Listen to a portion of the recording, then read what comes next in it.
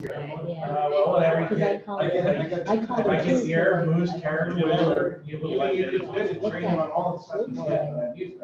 it to the school board, right? 'Cause I don't want to be. I got my CPL and I got my.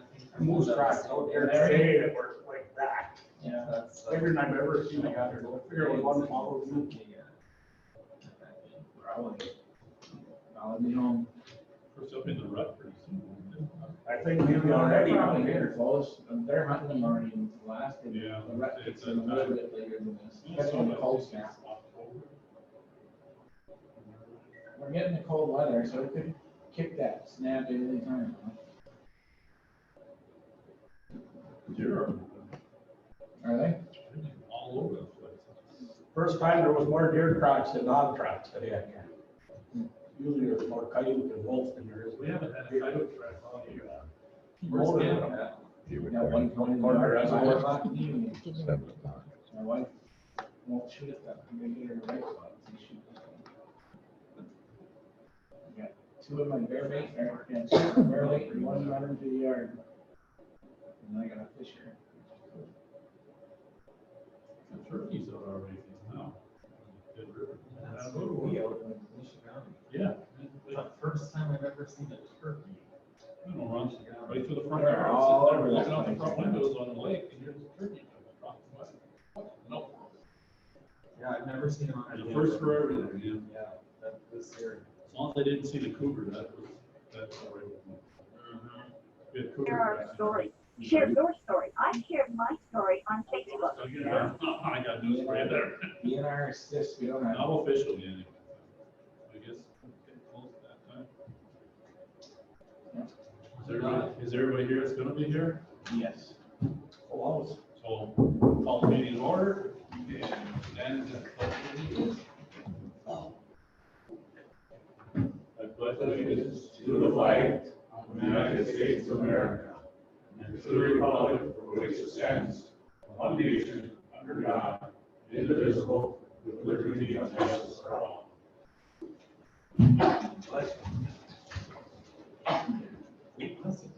All right, enough. That's it. We need to check each other.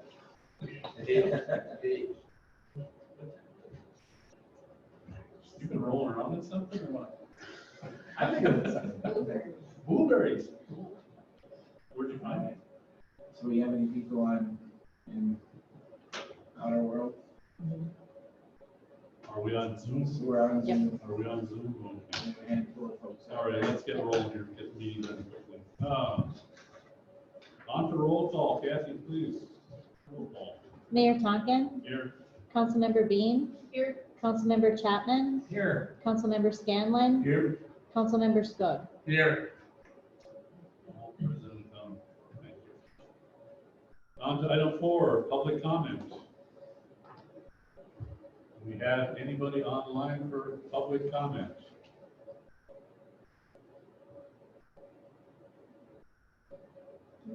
Nobody signed in? Yeah, they're signed in, but nobody's Nobody's approaching? taking for the public mute comment? off to say anything.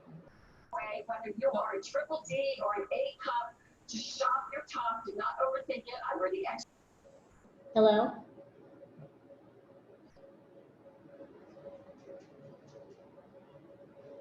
Nothing. Somebody talking, but I don't understand it. They went. Sorry, I unmuted everybody and or tried to and asked if there was public comment, but I did not hear anybody speak up for public comment. So All right, we'll close the public comment part of our agenda and move on to number 5, approval of the agenda. Your Honor, I'll make the motion, we approve the agenda as presented. Support. We have a motion of support.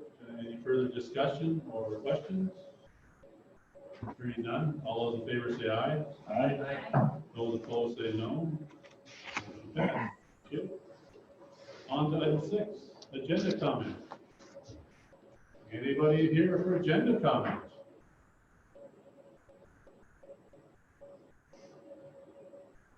let me see if there's.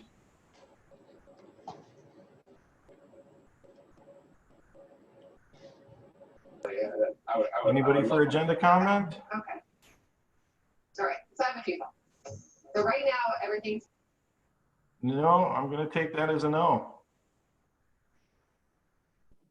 I think what's happening is when you unmute everyone, if you talk, then your screen comes up. So someone's in their background, probably While they're watching the getting monitoring. They're not reaction to the actually microphone. needing to talk to us, but they're talking, it's causing their screen to come up, so it looks like they're Yeah. trying to talk. Equipment's reacting. Alrighty, so I guess we will close the agenda comment segment and move on to item 7, consent agenda. All right, I'll make a motion, we accept the consent agenda as presented. I will second that, except that I think an error. Very similar word. So just with the change to the minutes from, August 12th, page 1, about halfway down page. And I think the term is supposed to be lack of socializing instead of lack of socialism. That's a good point. Yep, I think so. Pretty good I think catch. it's a good thing to have. Jason more brain all over. Read something. Or autocorrect takes over and disrupts our universe. And that's Motion with the change, the amendment. of with the amendment, there you go. And Lindsay, has someone to second that? Yes. Any other questions, comments? Hearing none, all those in favor say aye. Aye. Those opposed say no. Motion passed. On to item 8, monthly financial statement report. Yes, thank you, Your Honor. In your packet, you have the financial statements as of August 31st, 2020. The pooled cash had a balance of $6,255,030. Of that pooled cash fund, the general fund share pooled cash was $1,577,739. General fund had revenues of $2,101,959, expenses of $1,847,585, resulting in net income of $254,374, a fund balance of $1,152,124. The Major Street Fund share pooled cash was $468,826. Major Street had revenues of $414,256, expenses of $344,358, resulting in net income of $69,897, and an ending fund balance as of the end of August of $468,826. The local street share pooled cash was $50,078. Local street had revenues of $200,627, expenses of $417,921, resulting in net loss of $217,294 and a fund balance of $50,078. The garbage fund share pooled cash was $150,712. Garbage fund had revenues of $454,345, expenses of $439,661, resulting in a fund balance of $225,644. Public improvements share of pooled cash was $593,738. Public improvement had revenues of $468,253, expenses of $237,838, resulting in net income of $230,414, and a fund balance of $528,386. Sewer fund share of pooled cash was $1,480,129. Sewer fund had revenues of $960,204, expenses of $760,650, resulting in net income of $199,554, and a fund balance of $9,881,702, of which $720,486 was unrestricted. The water fund share pooled cash was $1,142,449. Water fund had revenues of $1,165,680, expenses of $740,293, resulting in net income of $425,386, and a fund balance of $8,430,715, of which $739,663 was negatively unrestricted. Your Honor, I'll make a motion to accept the financial report for 8/31/2020 as presented. Support.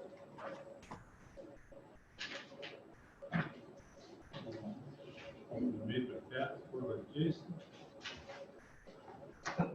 Any questions for Jim or any other comments? Well done as usual. Hearing none, call for the question. All those in favor say aye. Aye. Those opposed say no. Motion passes. Alrighty. On to 9, confirm 2020 Form L-4029. Thank you, Jim. Yeah, I don't know if Jackie Likens is on. I don't believe I see her on here.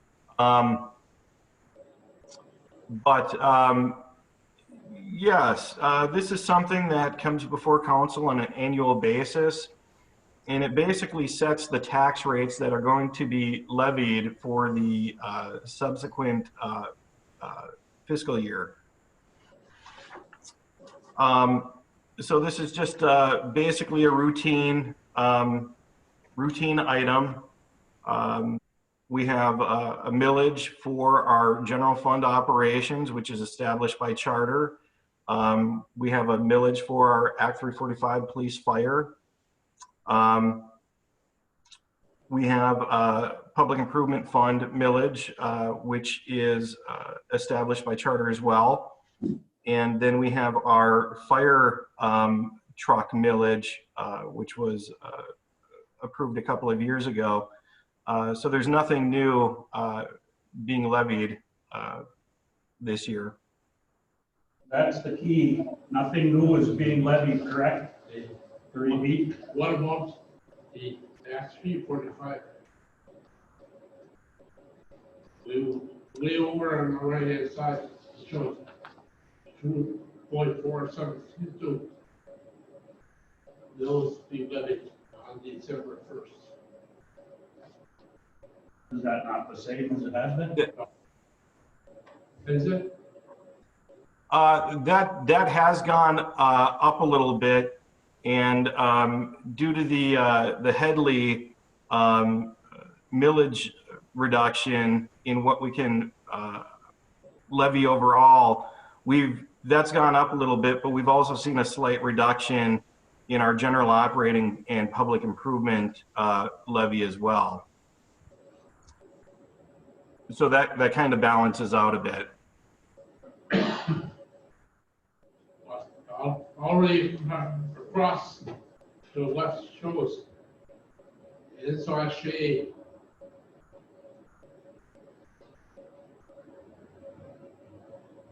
I'm sorry, I didn't catch that.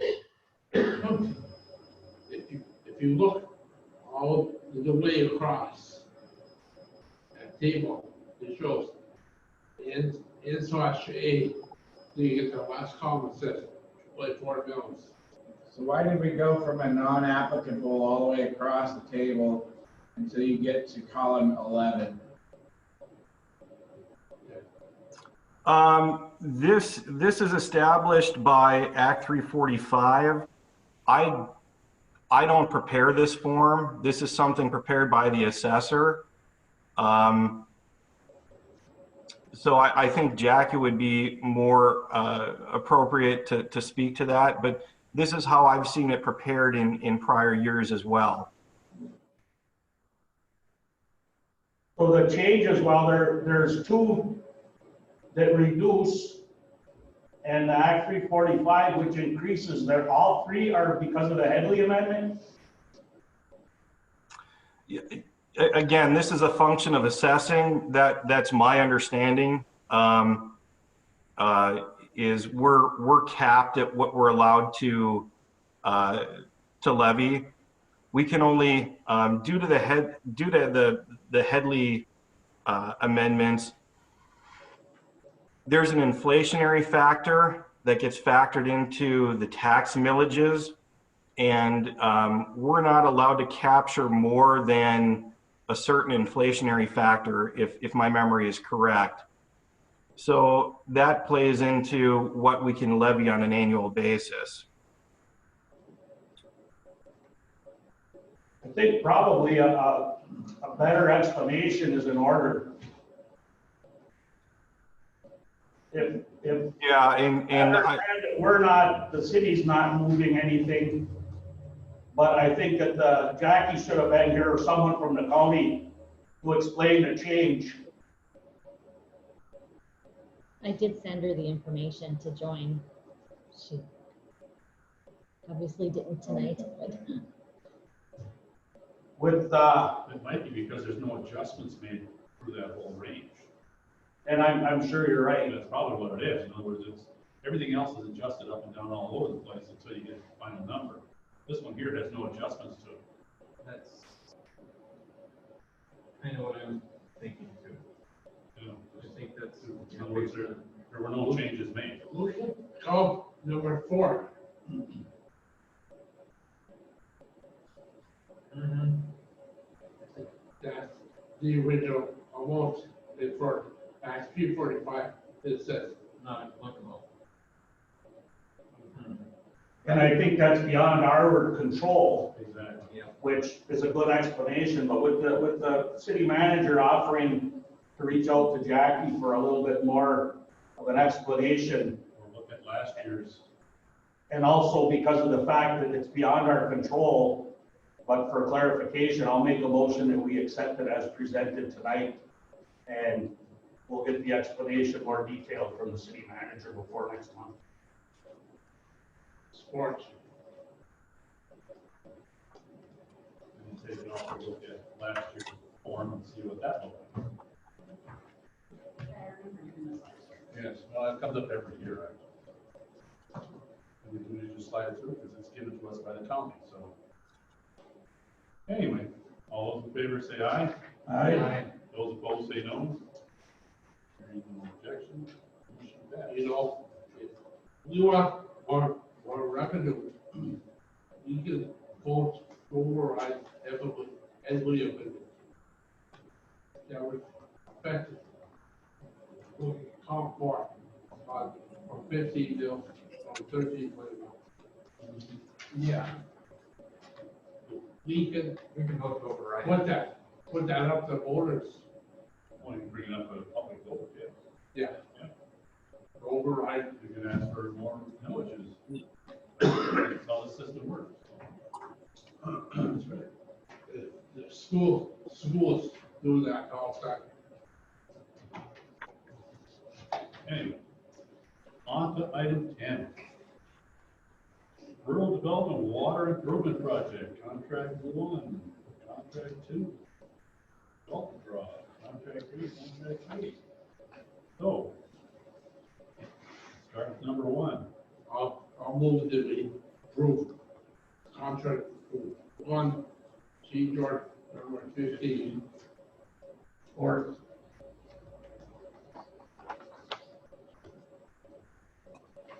Motion made, second. Any questions? Any comments? Hearing none. All those in favor say aye. Aye. All those opposed say no. Motion passes. Item 10B, Contract 2, change order number 18. I'll make a motion that we approve it. support. Motion made, supported. Unfortunately, I went down to the bottom of this pretty quick. Yeah. These are the last. These are the last contract, I'm sure, because it's a year past due. I was gonna say, if Brian's on, can he just give a quick overview of what I'm sure. it does. these are? for us? I'm here, yep. Can you just give us a quick rundown? So this is the last change orders, zeroing out the rest of the quantities. This is the last rural development draw 24. So this is the last reimbursement request that we'll get from rural development, release the rest of the grant dollars, then get these two contracts closed out and this project closed out. Brian, not specific to any of the orders, but it looks like they're from the so-called punch list. When we complete this now, are we, in your opinion, are we caught up? Or are we gonna find more misses and misconnects and like that? I think anything major is already is taken care of. I don't think we miss any connections or anything like that anymore. There is still some minor things on the punch list, but we had to get the pay apps approved tonight and sent to RD to get the funds released. And the city still has to cut the checks yet. So the city still has that portion of it to make sure that everything gets completed. But we got to get the paperwork to RD and get the money from them. And the city still has the power to, they still can wait to cut the checks. Okay. Until Lindbergh's completely done. There's some punch list items that are being done that they're not finding missed connections anymore. With the St. Vincent last week, right? But there's still some poor pavement that fall out and other stuff that's getting reworked. So How about that hole they cut on Second Street? the hole cut on Second Street, Brian. That was not our D project. That was, I believe, Swick. There were Limber guys that helped them, but that was not. I think that was a homeowner fix. That hole has been like that for months. We're gonna have to cut the grass in it pretty quick. Yeah. That's how long it's been there. Yeah. Is that the one that's a square cut? Yeah. I think it's south of Pearl Street. Yeah, it's about half full of asphalt right now. Good. It wasn't East that Arch. when I drove by there. Half full? Yeah, well, the base coat is done. Yeah, the core stuff is in. Okay.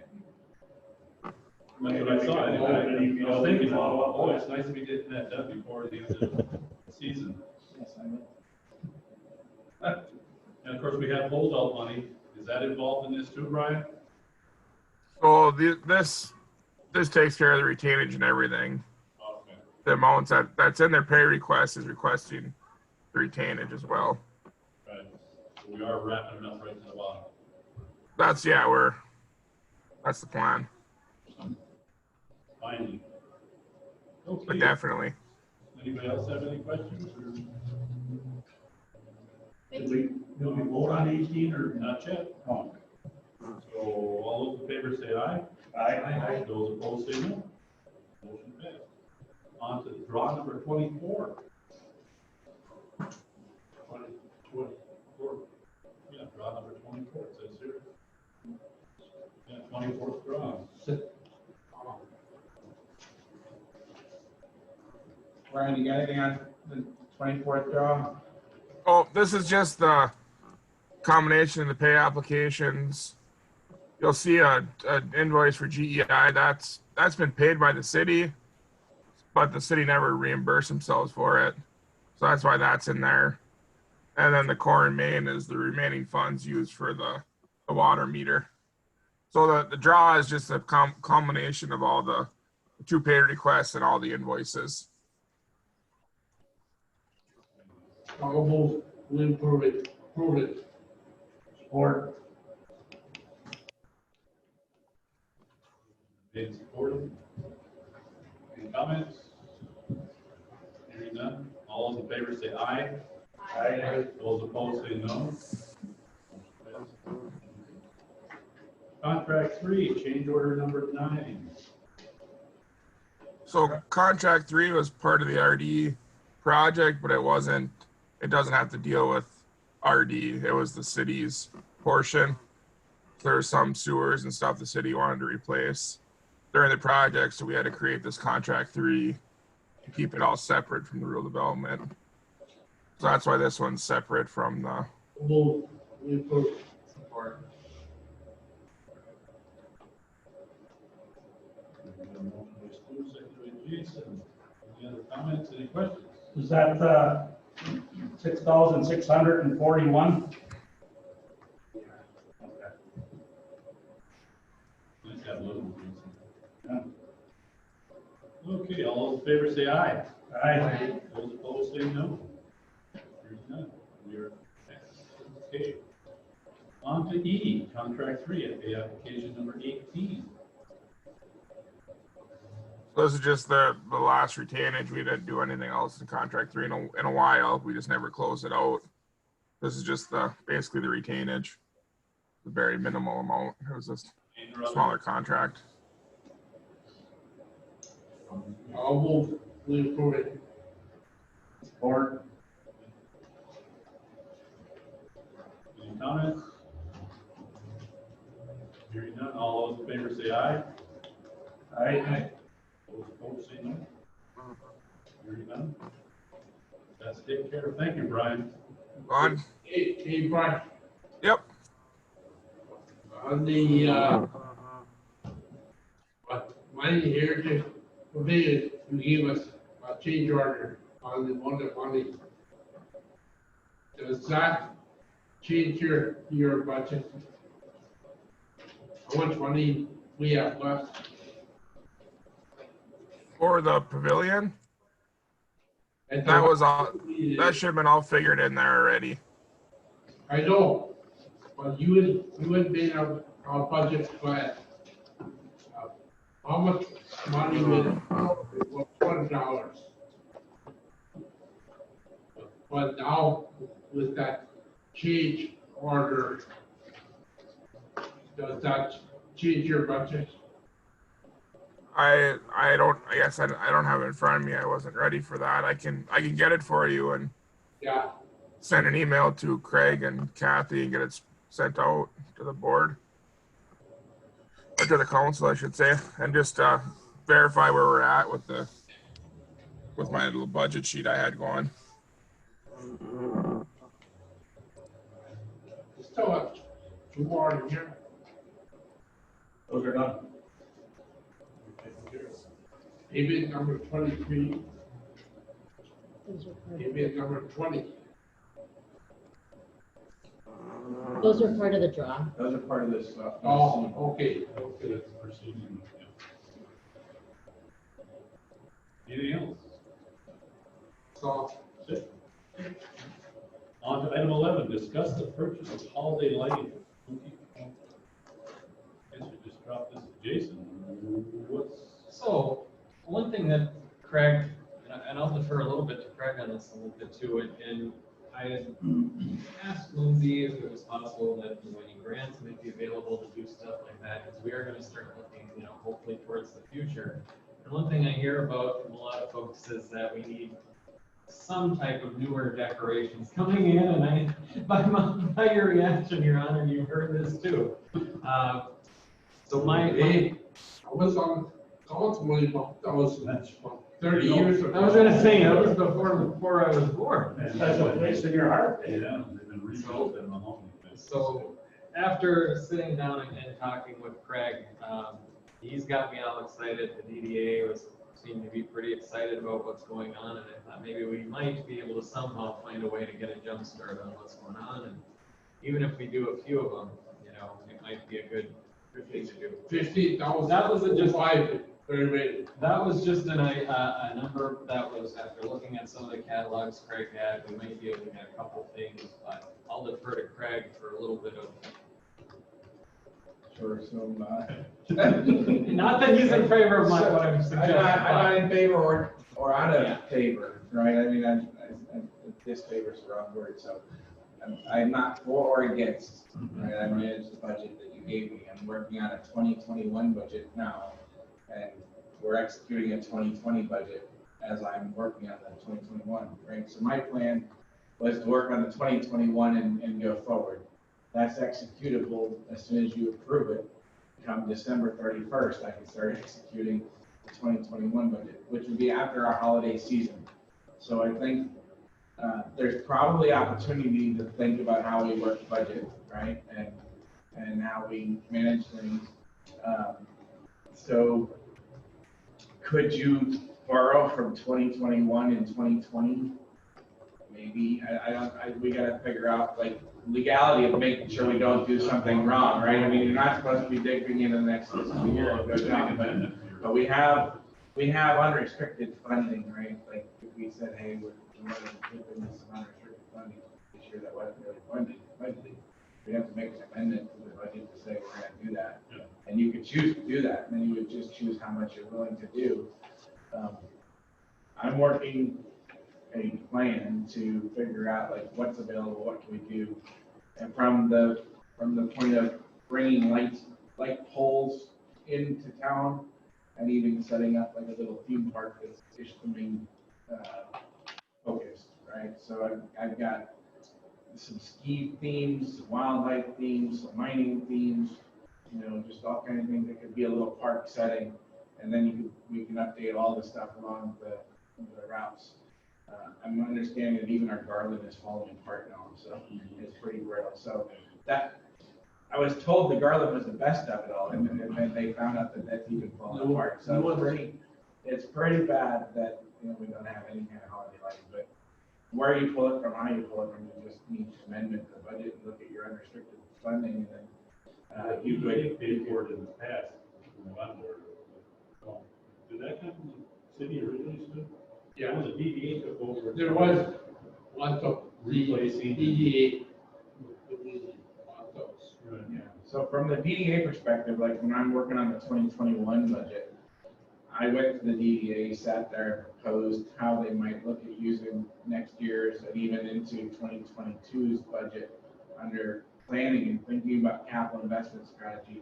They have, of course, you haven't approved it yet, I haven't presented it yet, but they have considered and put into their budget for this year $10,000 a year for the next 10 years to continually fund and to update, refresh, and maintain the lighting. So they have committed to that for the next 10 years as part of their planning and forecasting and how to use their budget. So the DDA is participating. Whether or not we can get somebody else to contribute something, is what Jason's having me look at. But he's also asking in this meeting whether the city wants to try to jumpstart 2021 by doing something in 2020. Well, I think that as much as I like that idea, I also, the whole Christmas lights idea that you've been talking about with the DDA, I think is fantastic. And I've told some other people about it, and other people have heard about it, and I've gotten a lot of positive feedback about that. However, I wonder if we try to do this year, if we might be sort of jumping the gun on it. And I think I'd rather ensure that the plan moves forward the way that the plan is planned to move forward, and that we don't buy something this year that next year we're like, it doesn't really fit the plan, right? Like they're the wrong color red and they don't match the other stuff that we're getting. I don't know, something like that. So as much as I would want to do that, and even if our stuff is, I remember those from being a very lit, not those specifically here, but we had the same ones where I grew up when I was a little kid, and they're old, but What? but I'd like to move forward in a measured, planned way. And I mean, if it fits the plan maybe to do this, then we could consider it, but I'd like to see it be part of the official thing. Well, I'd like to ask Jim. Jim, are you out there? I am, sir. One quick question. I don't know if you can answer this off the cuff, but what year is the liabilities going to catch up with the DDA so that they can have a normal budget for spending for things like this? They're going to take a small drop in their debt payment in 2021. The larger drop is 2022, where they would free up more capital to play with. This is their worst year, I believe. Yeah, let's say I think this year is probably the peak, right? Yeah. Right. 2020 is the peak. It's the worst year for the debt payment, where it pretty much takes the entire DDA's revenue to satisfy that debt payment. And then it'll step down a little in 2021, but the larger drop is in 2022. I know it's coming up pretty close time-wise. And that would also bring us to the point where they can afford to start putting Right. $10,000 a year into a fund. Well, and that's why they agreed. That's why they agreed. We analyzed where they're at, and they're about 30,000 deposit next year that is not related to debt payments, unrestricted funding. And then they're about 104 every year thereafter. So 2022 is at 104,000. Of course, we've had a really weird year with COVID, and no one knows what the dark store is going to impact our budget and how things are going to shape up realistically for 2022. But we're forecasting $104,000 a year of unrestricted availability for the DDA starting in 2022. And so that's why they've actually committed. Again, I haven't presented you a budget for decision yet, but they've committed as a DDA to present to you a $10,000 per year for the next 10 years on Christmas lights, a $20,000 per year for the next 10 years on improvements in the downtown area. I originally said the word facade. Mr. Chapman brought up that there are some stores that are not ADA compliant that would like to be ADA compliant. So we didn't just focus on facade, that could be facade or ADA compliance.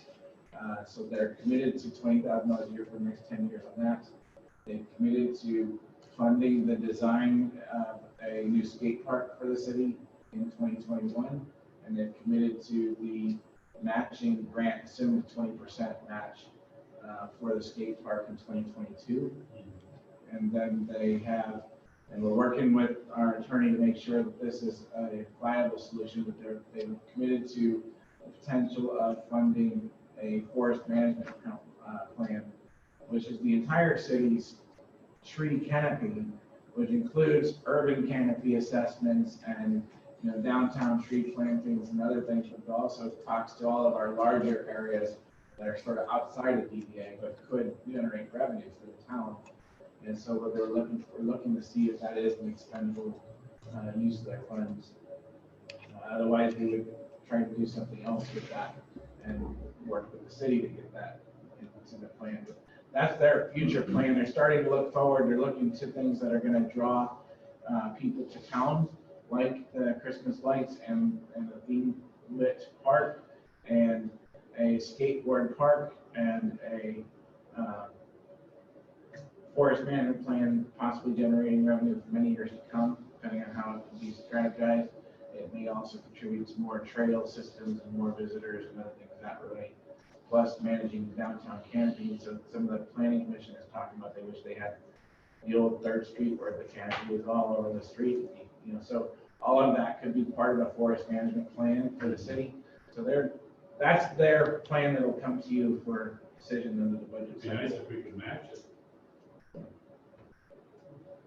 Yeah, no, I mean, right, so that's part of our other strategies for other funds, but that was the DDA funds plan, and as I planned 2021 to be presented to you, then that would be incorporated for 2021. By the way, one of our flags already touched shape. We love that mark. And my point of bringing this to, wasn't necessarily to even get a vote on anything or just to kind of put it out there. There might be some grants that still have some balances out there that are aligned with this type of program. When you might have a guardian angel out there saying, I'd like to give the city something like $30,000-$40,000. It'd be nice if Jones family would donate enough to, or Lindsay, Bean family. Right. I think that pay for all of it. It could brighten up a bad year. Lindsay's point is right on the money, and I think Council proper will understand better after he presents the budget, because I've never seen it before in my 2 terms. It's being done properly, and it's being done very structured, I think is probably the right word. We won't ever have to do what we did the last 2 years to say we're getting together next Tuesday at 1 o'clock and we're going to figure out what we can do because we're running out of money. the budget seems to be all-inclusive and very well structured, and in this case, council would bring that to the next budget, 22, yeah, we would bring it to that and say, well, in this budget, let's see if we can throw X amount of dollars into starting on, instead of saying, well, it's 2 months till Christmas, the decorations look bad. Let's toss 10 grand at them, and as you very well said, that might be money that's not wasted, but not appropriate. So I think that the way the manager is bringing the budget around, I think the right thing to do would be to wait a little bit and plan it in the following year. And that's not to say that at the end of the year, if we had a really calm November, December, that there's not some room still in the budget where overtime didn't kill us on managing snow like it did in November last year. Right, so there may be some opportunity of remaining funds to do something this year. It'd be hard to get it all purchased and up before Christmas, obviously, but it's not to say that we couldn't look at the budget still this year with some of the cuts that we've made. I mean, we have made some pretty significant cuts. The fact that the city wasn't really open for business and doing a lot of things other than just keeping up. We didn't have a lot of overtime. We haven't had a lot of, been fortunate. The water projects have fixed a lot of our water main breaks. We didn't have the full number that we projected we could have had. So there's been some savings over time. And so we just, I mean, is there room? I don't know.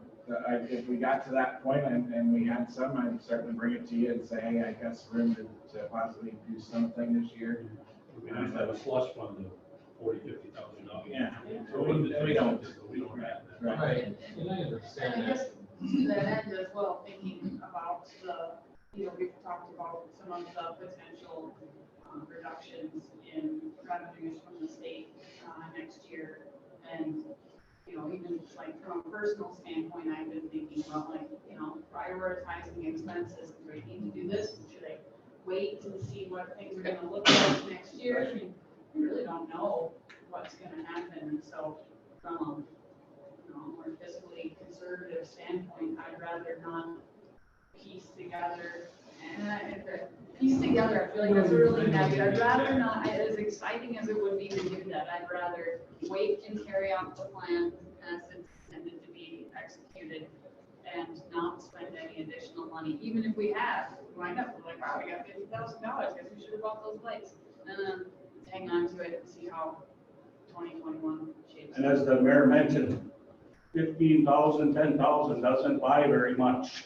It doesn't, and again, I wanted to at least put it on towards. Up for discussion. It would be, to put it on, like, people thinking about this. Yeah, I think it's definitely worthwhile to discuss. The DDA is putting forward a pretty good plan, and we've got a city manager who's ready to execute something like this, and, if we're at, looking at the budget for next year, and we say, well, maybe we can match a little bit of what DDA is doing, that again can help a little bit too, so. It at least puts it on the radar, and at least maybe makes it. There's 1,000 things out there that it's a really good project, and I wish you had enough to take care of it all. I understand. If we get somebody like Bob doing the plaza over there, a project like this that raised $40,000-$50,000, like I said, Again, Ms. Bean over here would cough up 50 grand, and you got credit cards, don't you? there's always a way in. That's If you right. wanna do some things, We pushing the point. Yeah, I mean, if 15,000 or No big 40,000 fell in our lap and it was labeled Christmas lights, well, then I guess we have to buy Christmas lights. Maybe Santa Oh, Claus darn. will come this year. But we would love to hear Santa coming to town. Got a beautiful little Santa building. There's your $15,000 right there, because that is easily worth $15,000. So there's how many dollars that didn't cost the city hardly anything. Everybody, Nothing. didn't Kathy get money back from the insurance company for that? What's that? For the destroyed Santa's house?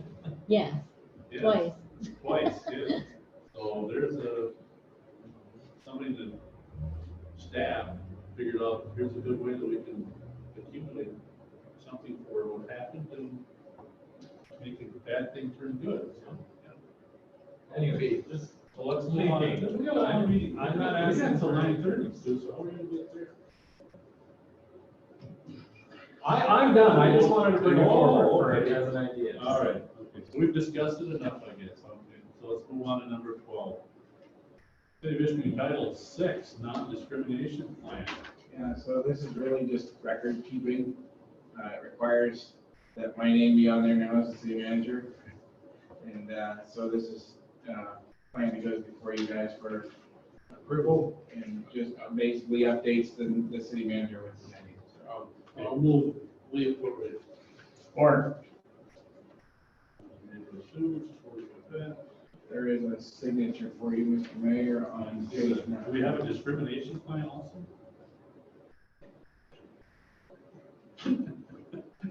right before you sign it, it's all there. Oh, They okay. go with the non-discrimination. Yeah. To balance everything. Yes. That's my 2 cents in it. Okay. And then on page 11, there's also a signature page for you. Yeah. 9 and 11. Anybody have any other comments? Hearing none, all those in favor say aye. Aye. Those opposed say no. Very good. All right, on to 13, addition to traffic control orders as per uniform traffic code. So I'll let Steve talk to what he came up, we actually had an accident, but just for your awareness, there is a typo. Jason Chapman is not our fire chief. And we have since corrected that, to have the right spelling. I had no idea that was coming. So anyway, apparently at this intersection, there was way too many rights of way, so to speak. And it's never been a problem. There was, if you traveled south on First Street, you had no traffic control sign. And if you were coming from the east, west on Johnson, you also didn't have to stop. Oh, yes. So we had an accident there. Uh-huh. And technically, nobody was at fault because we were missing a traffic control device. Was So, there one at any other time? Was it just knocked over? no, there was never one there.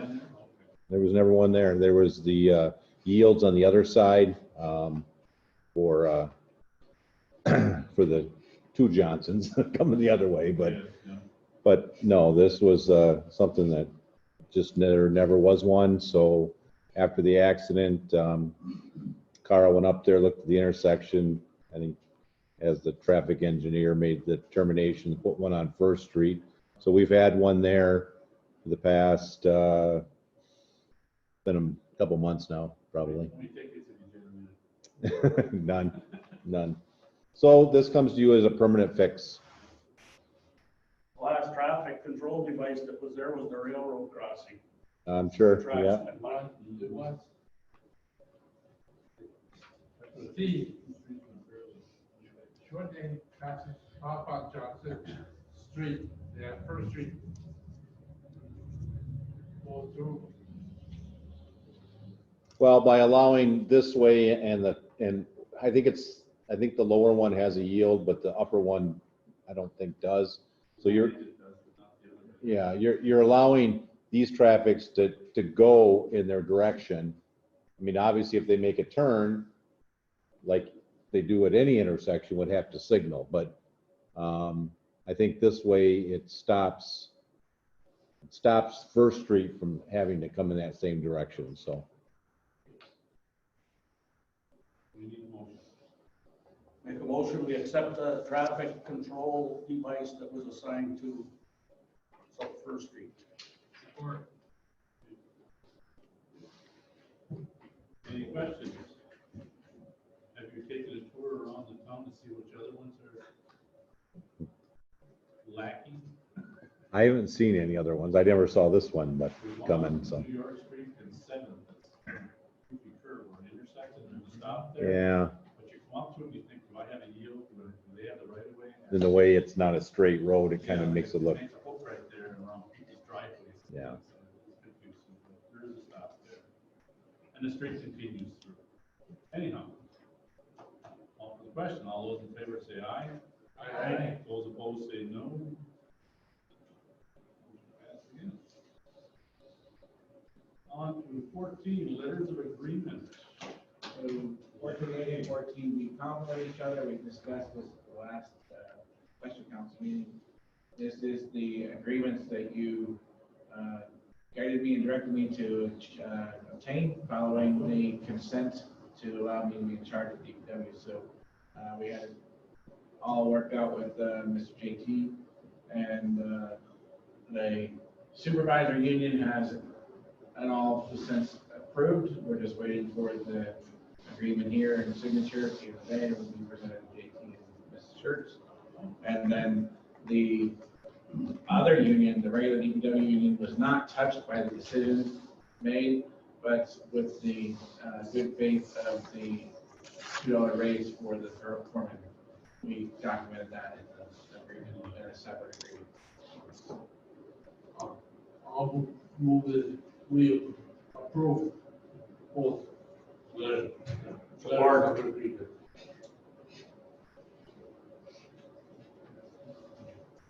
And the unions have already seen these and put their stamp of approval on them.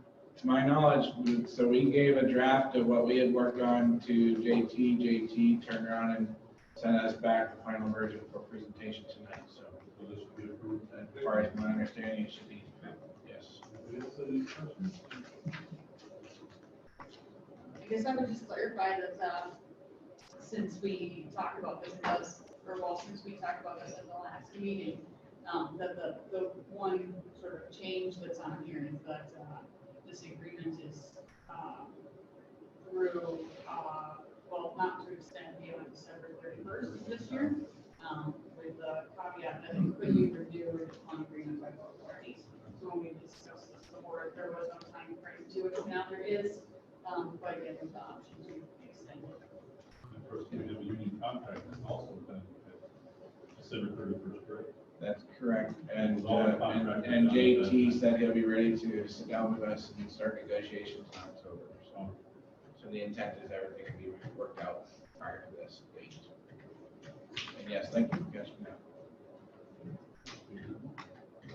Any other questions? Any other comments? Hearing none. All those in favor say aye. Aye. Those opposed say no. Okay. Thank you. On to old business. Pat, do you have anything in old business? Nothing, Your Honor.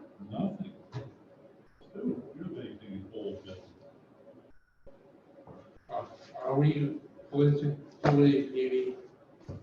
They're not gonna be able to educate you. Because by the time I would be able to get a contractor to be able to do it, the cycle for payment is out. We don't have time to do the RFP, and we don't have the unrestricted budget to manage that. We are working on the Euclid, what's right now before us is getting the RFP on the street for the Euclid Street next year. That's the MDOT project, which is $375,000 of grant funds with a $95,000 city match. And underneath that is about $600,000 worth of infrastructure that would have to be repaired in order to do a full roadway. And in the meantime, we've been collecting the data on all of our roads, pulling together the pavement data to figure out which roads are in worse shape, planning that into our budget cycle, looking at capital investment strategy and how we would go forward with that. And I'm also now looking at possibly doing a road master plan for the city, which really breaks down the details of everything from roadway to everything underneath that roadway that would be needing to be put into a capital investment strategy and budget planning. But I think it would be challenging at best to try to get something done in this construction season, given the limited budget that we have. Could we do some patching? Yeah, but I don't think it's gonna hold up the first time the snow hits and we start scraping. I'd rather plan to have a good solid plan for some roads next year, and we're looking at a $1.5 million cost just for Euclid Street right now. That I've been looking at alternative solutions to saving some of that money. So we We had tunnel vision in here for a presentation where they can do liners in our infrastructure, which prevents us having to pull up and replace all the pipes, but lines it as a new pipe and gives it a new 50 to 70 year roadway. And if we can do that, then there's a chance that we don't have to do as much of a full road repair. We can do milling and re-asphalt, which is significantly cheaper and gives us more roadways done next year by looking at it from that perspective. But if we try to do even just a milling and a roadway this year, the companies that do that work are booked solid and don't have the capacity to take on new work. So we would really struggle with You that know, happening. we have streets like Main Street Hill. Main Street is all done down through town. It's for two block area need to be repaved. 2 blocks. I don't disagree with you, but So, when you're looking at this budget, no, we're in a very limited but Fred, we resource. started, every time we talk about roads, we talk about the infrastructure. It costs us a fortune due to the water, the sewer. You know, talking about A roadway with no infrastructure underneath, a roadway with infrastructure complete. I understand that. or a roadway, we're not gonna replace that water line for 30 years. Right, it's either complete. Like Third Street, we got 4 blocks down the north end, 4 blocks down the south end. In between, it's terrible. We could build that up. Not that much. Inch and a half. And redo it. We don't have enough money to redo the water and sewer under there. The thing here is, excuse me, Vince, that it goes back to the Christmas lights. Where you heard about 4 different things that have never been discussed here. We can reline sewer pipes. You can reline water pipes, which just amazed me. Well, I've heard of urethane. Yeah, it is new. And it's like a whole new world. And we have the GIS information that tells us what's under there. We have the cameras, and not disagreeing with Stewie, but the days of, well, let's do those 4 blocks are gone. By the time next season comes around, we'll have a plan that says, this is the worst road in the city. This is the second worst road in the city. Here's where we gotta start. Or this is infrastructure is terrible, which we shouldn't have much, but we will. So we gotta go there, but there'll be a plan. Not just take a ride around town and say, this is terrible or that's terrible. We've got the Pazer studies that I never heard of until a month ago. So we don't have to guess which pavement is bad. There's a study done by MDOT that tells us which is bad and which is worse. So I agree, I support Craig in that because it stick to the plan, you know. Yes, I realize we probably won't do any paving this year. But it's said it's saving last year. But we're not to replace or improve the water pipes over town. There are places you should build off the bad road with HF, new pavement, and maybe we'll get the water lines 30 years from now. So yes, sir. My plan for the budget cycle is to have a new pavement plan, a patch pavement plan, you know, re-gravel some of the roads that need to be re-gravelled because we got a lot of alleyways that don't need pavement at all, but they need to be regraded. The plan will be everything with a budget cycle so that we can forecast our capital investment in the roadways. You can say, okay, here's how much we're going to put from this roadway plan in the roadways this year. but I'm gonna have a 10, 15-year plan that shows all of the roadways getting worked out based on their condition codes and what we can and can't afford. We're 10 or 15 years behind now. Without a doubt, but we haven't done a capital investment strategy for 10, 15 years. It's the same thing as the Christmas lights, just as Pat said. The Christmas lights are old, they need to be replaced. There's a plan that's being worked on. Let's stick with the plan. We'll spend the money as part of the plan.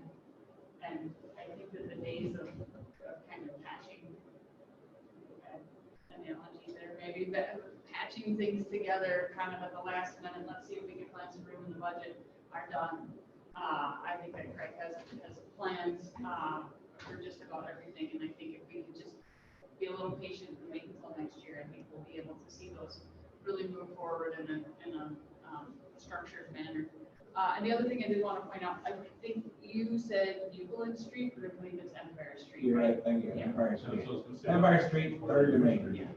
Empire Street, third domain. So if anyone's like. I was on Euclid this morning or yesterday for a alleyway that was washing gravel. So It's not that bad a shape. Right, yep. No, you're right, Street, thank you. different. It's Empire Oh, Street. it is Empire Street. And my worry is that we'd be throwing some good money after bad, and we'd be ripping something up to replace something. That's one of my pet peeves. is Exactly. like, brand new pavement, and the same year, we're cutting a 4x4 patch. I don't wanna kick the can down the road any further than what it's been, and that's just based on budgets, and that's based on where we are as a city, and it would be great to get something, because I'll tell you, at least I know 3 of us on the council have the worst spots in the city, right in front of our houses.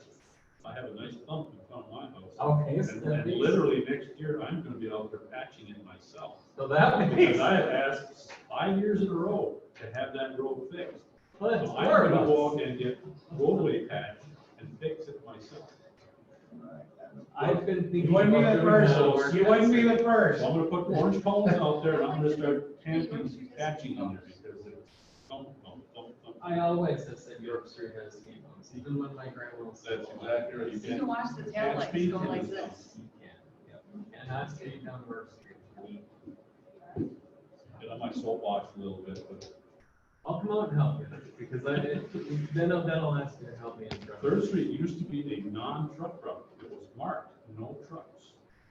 Who took the truck signs down, I don't know. I didn't. It was not I, sir. No, it's not you necessarily. I remember that. And probably one of the guys that kind of cutting all the big trees down too, which I didn't think it was a truck route yet. No, that was the old company did that. went with the poles. If it's not a truck route, Telephone company was, under one cable, they severed all the roofs and trees. That was on the young trees up on the end of Third Street, not the 140-year-old trees that are in front of my house. I'm not sure. Well, I assure you, I am working on a plan. I'm working on a roadway master plan. I'm working on a forest plan, which includes canopies. I'm working on all the plans. And I hope that it gets incorporated correctly and you're able to see it all in the budget as I show. And I want to demonstrate that you see that it makes sense going forward and that we have a plan for all, including the no infrastructure plan to infrastructure plan. Mayor, Tom, I did hear it. you just pointed out a really good point though about the truck routes. You know, if we have a road that's not supposed to be a truck route, we probably should make sure there is a sign on it, because that's also gonna cause damage to our roads over time. Superior Street, I'm on my soapbox against Superior Street over here. Everybody knows Dave from the city, worked there for 40 years, lives on that street. He called me up and said, Mike, you should see Lindbergh's trucks going up and down the street with those Terex, all-terrain, haul trucks. He said, you can watch the pavement through this, in front of the tires, as they go back and forth. Well, guess what? When that job was done, Superior Street was shut. Yep. And that'd be all we done. So again, we're Because gonna. it was not designed for truck traffic. Right, we're Third getting- Street was not designed for truck traffic. Exactly, we're gonna get to this good money after bad. We need to make sure, I mean, if we have to invest in some signs for no trucks, that might be a good idea for this Well, year. I bet you the new plan will designate or redesignate where the truck roads are and are not. That was one of the reasons for Lakeshore Drive being extended over to the It would Division list, Street. it would at least, the pacer rating is supposed to also include the depth of your asphalt, the depth of your gravel base below the asphalt. For a heavy truck use, you're supposed to have 12 inches minimum of heavy gravel base compacted. You're supposed to have 6 inches 6 minimum inches of of- asphalt. Some We're spots are probably, 6 inches. we're probably looking at 10 inches of gravel and 2 inches of pavement, and so you're gonna see those waves. But if it gets designated as a truck route, then the plan would be to eventually get that brought to the right pavement Specs. and specify it correctly so that it's correctly reported and then maintained. And that is one of our major routes, which gets more money than our minor routes. And so there's opportunity there, but there is a way that we're working to even be able to reallocate money from the majors to the minors. So there's possibility of getting more minors done if we go and we reallocate major street funds and minor street funds. So we gotta work that, I'm working that piece with our finance manager and looking at how we can do that and getting after all of those things. But I think while it may not seem to be the best value up front by doing the smaller back roads, that's what everybody's gonna recognize as their personal space that got taken care of. And so the more we can get after some of those up front, the better off the council sits in the fact that you've done something that's been unsightly, unmanaged for so long. Everybody feels like we're after their priority. And then we get back into some of those bigger major streets and focus on those. I didn't even mention. So I think so I'm working for that end. Adopt a pothole. Yeah, so I'm working to that end and the plan is all gonna be inclusive of all. So. Right. So And that's how well, Lindsay, do you have anything old business? And no business. No old business. Jason, you're not thinking. Only making spectacular service. Adopt a pothole. That. New business. New business. No business. No. how about this? How about that? Yes, I'm gonna put that on the meeting. You wanna talk about that now? So, let's finish our, I guess. Lindsay, do you have any new business? I guess I could bring it up under new business, I think. So at last meeting, maybe, we discussed or approved the smart meters smart water meters to be installed. And that process has begun. And I've had some concerns about the ability to opt out. And that were brought to me by residents who don't want smart meters for various different reasons. And apparently this is not a unique to Ishpeming. Co has been replacing their meters as well. And they do have an opt-out process. It's in their paperwork, whatever, but you can opt out of that. And so I don't know if we have an opt-out process for that, or. Is it the radio frequency people are worried about? Yeah. So I don't know how we might go about doing that, but I think we should provide an opt-out process. I'm not gonna make an argument for or against, right? I'm not, so that's what I'm not gonna do, right? You all have to figure out whether or not that's really something to work about. But from the perspective of managing the city, right? Having a radio meter where it's transmitting and doing all the reads digitally and in a quick turnaround, we can find leaks quicker. We can help people prevent the 19,000 gallons or 48,000 gallons of water leaks that have happened in this town.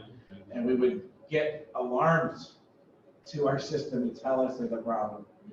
And by taking that out of the mix, you go back to antiquated, unserviceable meters, so to speak. We also have a person right now that has to go around and hand read meters that could otherwise be used as a heavy equipment operator and plow streets and manage other things that cannot do that because they're going around and hooking up laptops and reading meters. So the choice is to have this random, sporadic, individual hard read meter randomly spaced throughout because of an opt-out, or to say, we're going to move with technology and have it where it's efficient for the city, we've got the grant money to do it, we've got all the momentum behind it to actually execute and to solve some of our water problems. I get a call every day about a water problem. And people on fixed budgets that can't afford to be, well, you find it faster when you have a leak on a radio meter. So as you think about that decision to choose opt-out or not choose opt-out, there's a lot of ramifications that happen that drive how a city does business versus I'm not a doctor, I can't tell you whether that is a real scientific threat to someone's health or not. That the single biggest complaint in the city is the cost of water, even above taxes. And we have made some major changes to reduce those costs, and that's one of them. And one thing that Craig forgot is it helps us to detect freezing. As we put these in on the valves, the main valves and that, it'll report water temperature. So strategically, we can monitor that as well. So I would have a tough time supporting any kind of opt-out on that. I see. I don't see how you can manage any other way. Well, I understand a little bit of what, has been brought to you. I've seen it with other things, whether it be with the 5G that's coming out for cellular devices and whatnot, but I haven't seen anything that's proven to be an issue, I guess tension electric wires. Well, is it a help? Is that what they're? Yeah. Because it's the same frequencies that pagers were used on for decades. Right. So that's where I'm kind of with Pat here. I would have a real hard time with this because I haven't seen any concrete data to show that there's any health risk. And you almost got to put it to the point of, do you want water provided at your facility? This is what we do. This is how it's provided. That's it. We're going to be further ahead than other communities because we did this. So. I just had a meter put on today. Got home and your little hang tag on your power and meters and change. Where is fancy meter? And same thing there. They can detect power outages. So pole number 134776 is offline because the meter shows it. It's in the truck open. Hold it together, George, you hang on to it while we turn it back on and see if it works, and let it go. And it's the same thing with water. In other words, we are bound to provide that service to our citizens. But this is what we have to do to provide it. And like I said, I've run into this. We had a window manufacturer. They were on. There were no electric tools in that facility. It's highlights. Okay, and so what it was is that, okay, Stu, we're not going to rush through this. This is very important. But they adapted to that because they will not handle anything with electricity. So, but that's their choice. Our choice is to provide a water system, period. This is what it's going to take. If you want our water, you're going to have to accept the meter. Because you go and use a telephone. How many people are screaming about telephones putting an antenna up and they're getting radiation burns? Pat said this is a pager frequency or whatever. And yeah, so as far as I'm concerned, we have to progress into the 21st century, which we're lagging most of the time. But yeah. Save have a big screen TV. You get more electronic stuff for that. That's a good point. Yeah. So They use a cordless phone now. Well, I will take the So- meter, but I'm just passing along the question that was brought to me. Well, I understand. I've had that same comment. I really don't want that electric frequency rolling around. They're going to be bouncing around anyway because other people all your have them. neighbors Yeah, have all your neighbors are going to have them. So. So I think in the case of at least one person that I heard from, the meters will be installed direct where the location is directly outside of a child's bedroom. So it's very near to their children. So as opposed to like the frequencies bouncing around through their houses. coil face that wall and put insulation over it. Doesn't the frequency get transmitted from the puck? Yes, So the frequency's outside, outside. not at the actual meter. Well, it depends on what model of meter you have, I think. Well, right, so then there's a puck that's in place, That you have the newer meter, that you disconnect something off, it's 2 screws, you take the 2 screws off, put a new box over top of it, and now have the radio meter in it. And the screws go right back in the same hole, so there's no new holes. We have the old meter, you have to set up an appointment, go in the house, change out the meter that's connected to the water, run wire it up to the puck, put the puck on, and then put the box over the puck.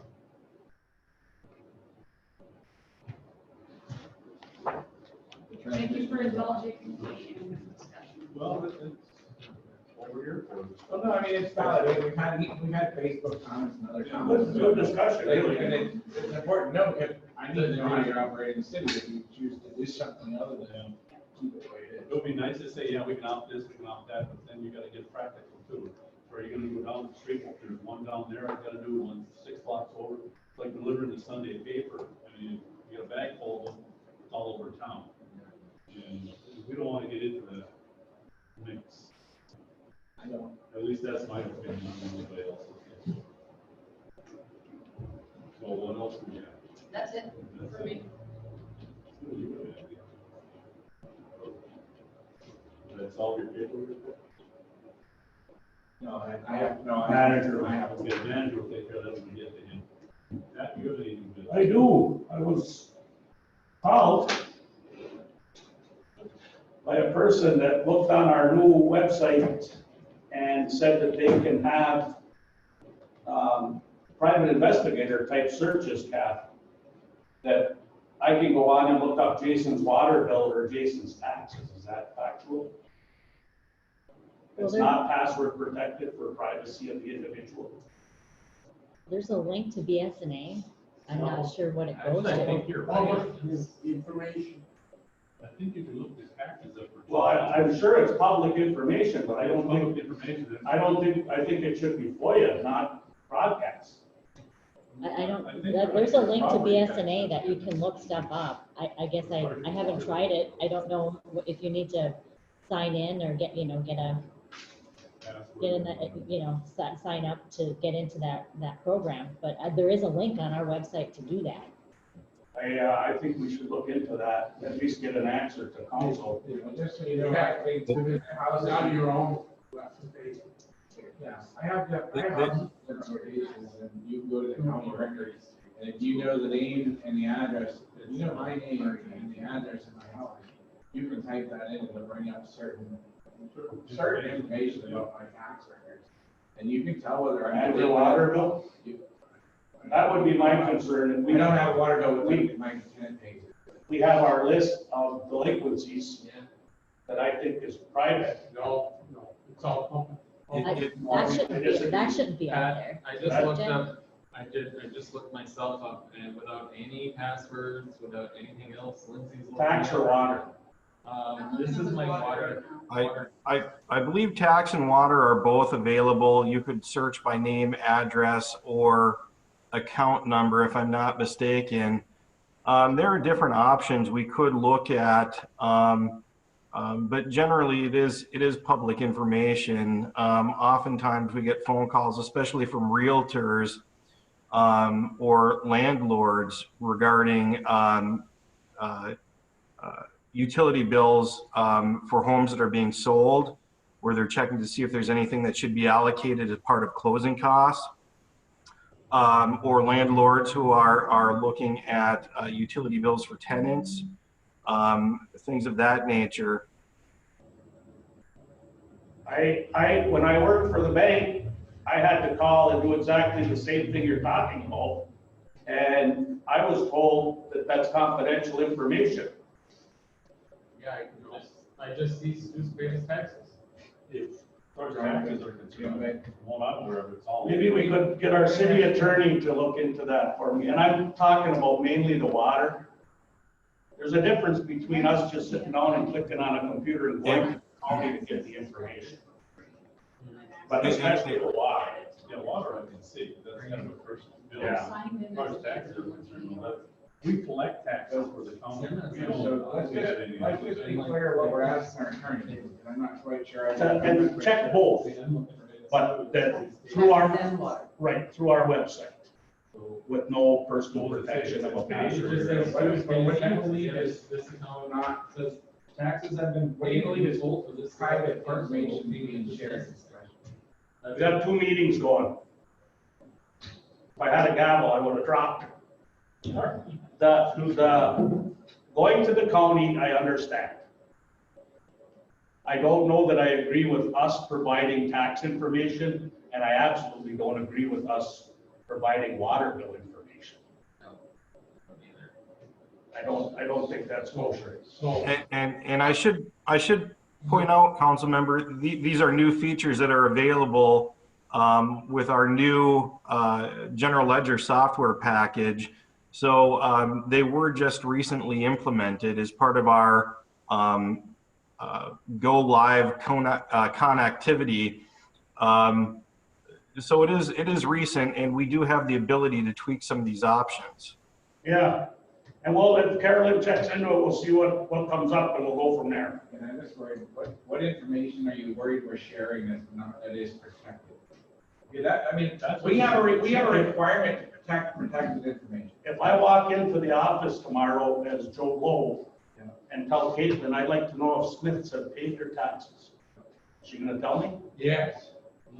She should. I don't think so. I don't I know. think I would have to go to the county and probably sign something. I would say no. You don't have to sign it. But there's an attorney right at the end of the table that I'm sure will get that answer, and I'll be happy with her answer. So, Yeah, no, I just want to make So sure. that's under question. we're looking at the What will issue, be, We're looking at the issue of, A, are you required to keep any of this information private? B, can you choose to keep it private if that's what the council chooses to do? C, can you institute a small fee, like the $2 that's common for some assessing information, things like that, that some cities do? So that you have all that information, you can discuss a policy once you have that. Is that accurate? What you're I asking for? thought that we already had this policy, if you're not looking up your own, that you have to pay $2 for it. the old, program. The old program, okay, so the new program doesn't do it. But that That's is in the all. public domain. We got clear guidance, we'll figure it out. I just want to make sure the guidance is clear, that you know, understood what we're providing Jack with an answer. Do you have anything else? With nothing? Jack, any new business? That was it. That was it? Any more, nothing? Okay. I guess we can move on to public comment. City manager asked. Oh, city manager. Please, you know, Sorry about that. I have 2 items. First, I provided you a 2-page document, I printed on 1 page for you all. It's an email from Mr. Perkins this morning. As he has been working diligently to get our DPW roof repaired, he has been analyzing and reanalyzing and looking at that roof, and there are 4 fans that are on that roof that when he puts his new roof material on, there's no good way to stop the capture. It's a 512 pitch roof, and there's no way to stop and capture the snow that would come down pretty hard and hit the fans that are at the lower end of the roof. So he's proposing that those fans be moved up to the top portion of the roof, where the snow load doesn't come down and slash it, it's gonna hit and it's gonna work its way off of the fans. So that was not projected in its original cost. He says, well, because I missed that, he's willing to share that cost with us. He does need to do some electrical work, and he's got to do some remove the fans and reframe it so they don't come undone. He used an example, I guess, the hockey rink in Marquette. They had they had some really large fans that were really braced in that still couldn't handle the snow of the roof because of where they put it. And he said he doesn't want to be coming back and revisiting, patching or repairing the roof because we didn't think of it up front. So our cost, what he's showing us is that we would have an increased cost of the $34.80 for the electrical work. And then he was gonna manage the cost of moving and framing the fans to the top as his share of that and split that cost. But because it's above, beyond what you've already approved and above the $3,000 limit, the question is, do you want me to execute this? We're still within the budget. Make a motion, to approve the change. I'll support that. For discussion purposes, this is a prime example of what I hate that we've been doing for years. We put a new roof on, ice falls every winter, it was never correct. Now, unless these fans appeared out of the clear blue sky, or the pitch of the roof changed, he messed up on his estimate.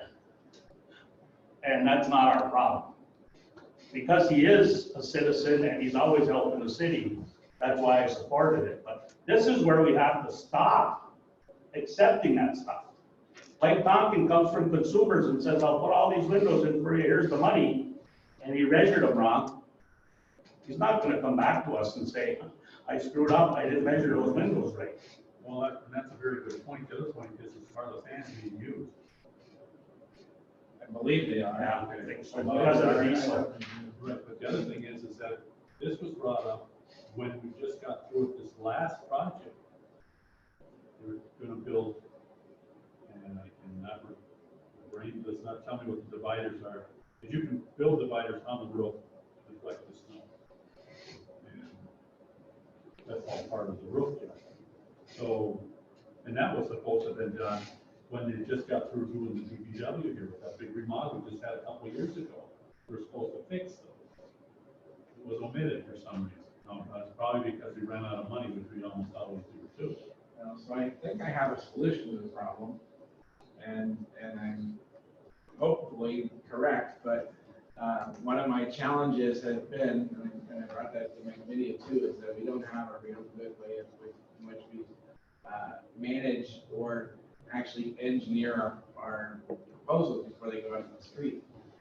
And so we have put out on the street a request for proposals for engineering services so that we can actually go by we can manage a couple engineering service companies proposing hourly rates to do engineered work, like drafting a proposal to fix a roof and then reviewing that proposal to make sure that it is actually engineered correctly. I don't have an engineer. No. And so there's no one doing engineer work. That has not gone very well either. And everybody's tired of hearing me talk about this, but there's two doors right there at the end of this council chamber. Everything about that doorway is wrong. Okay. That was approved by an engineering firm. And this is the other thing that I get upset. Who paid the engineering firm? Cities. There's your problem. Nobody's feet is held to the fire. Yes, exactly, exactly right. And that needs to change, it's starting now. Yeah. You have this before you as an option, right? You can Yes. say, no, Craig, go back and tell him he did it and it should have been fixed. But he didn't propose moving the fans, so his plan was to build the roof and leave the fans where they were. And we would get that. And we would have gotten what we asked for. Right. But the first year that And we would not have, we would not have caught it, because we didn't have an engineer looking at it saying, hey, what about these fans? The mayor did look at it as part of the proposal and say, what about the structural integrity of the roof? And I And we asked him specific questions when he proposed it. But what he proposed is not wrong. It just didn't actually think of protecting those fans. Now he's come back and said, hey, you know what? This is gonna be a problem, and I want to take ownership of it. But I didn't propose it in this, and I wanted to offer a 50% match to the problem, because I missed it. And you didn't catch it either, is what he basically said. Well, And- right, and- there's an assumption. I don't disagree, there's an It's assumption, done correctly. but I don't, The bottom line is we're paying to have a new roof properly put on that building with the warranty. There was a mistake made, it's a citizen that pays his taxes, he lives in our community, that's why I supported Councilman Stokes. Was it a mistake though? I mean, it was an oversight for sure. okay, so it's an oversight and, you know, he's doing 50% on this and Dan could have just let it go and did what he originally bid on, but instead he brought this forward like an honest businessman does, a business person does, and No, okay, having been in business too many years, that's one of the biggest problems with contractors, is getting the job and then getting other stuff added on. And I've seen it done over and over and over and over again. It's one of the biggest scams there are in the industry, and it's a black eye on the whole industry. Well, I didn't figure enough concrete for that floor. Here's another $400 because I missed X number of square feet. Well, the other contractor, when you add that $400 on, would be lower than you. And they would have put on the right amount of concrete. So that's And that's the exactly point. right. This is something we have to stop. We have to police this. And as much as, I appreciate what Dan does and things, but you know what? It's no different when I question him, and I appreciated his coming through with, you have to fasten that deck down before you put something over the top of it. And I got a nice email saying that it was like, we gotta put 500 tech screws in that roof before we start anything. Exactly, because that's what's required to do that metal job over an existing roof, and that's the way it should be done. But when you screw up, and I've done this myself on a lot of jobs, I forgot to put the rods on that door fork. They're $140 a piece. There's two of them. Now I'm gonna go back to the customer and say, you owe me another $280. They're gonna say, Mike, you told me this, and this, and this, and that's what it's gonna be. I suppose. Yeah, and that's life in the fast lane. And like Pat said, we don't hold people accountable for what they do. And we'll have to do the same thing with the engineering firm as Craig stated. We pay somebody to put their stamp on it that says this project is done, and something fails. The hump. And we go back to that contract or that engineering firm and tell them, now you go good for it. That's why we paid you. I go up Main Street all the time, and I go to the hump and put a box there. Yep. That just grinds me like you wouldn't believe. You don't drive that window, do you? You do? Well, okay. But there, it goes over the hump, and you let an engineering firm get away with it. And you pay these people 13% of the job to do this, to find stuff like that. That's my 2 cents. Solid question. All the questions? Okay. All those in favor say aye. Aye. Those opposed say no. No. Kathy, roll call. Let's get heated in there. Councilmember Bean, Yes. Councilmember Chapman, Yes. Councilmember Scanlon, Yes. Councilmember Schood, Yes. Mayor Tonkin. No. Motion passed. Thank you. Motion passed. Okay. Hey, Ramba, so they sent an email. Hey, I'm way late in this game, you all know more than I do, so when I say something wrong, please accept my apology for getting it wrong. I'm still trying to figure out what I'm saying about the Hom building. But they use the Hom building as a place where they can do some minor maintenance and do some clinics on bike repairs and things. Howard Oil. Howard Oil. The what? Howard Oil? Oh, Howard Oil building. Standard oil building. See, get me right. So, anyway, they use this building.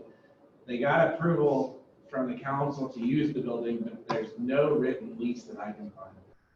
And so to my knowledge, we have no written lease with them. We had an agreement to allow them to build a trailhead and start working on all the bike trails and to build and grow the trail I think system. that was kind of assumed, that being the people that are taking care of the trails and maintaining them, that they use the Howard Oil building for their base point.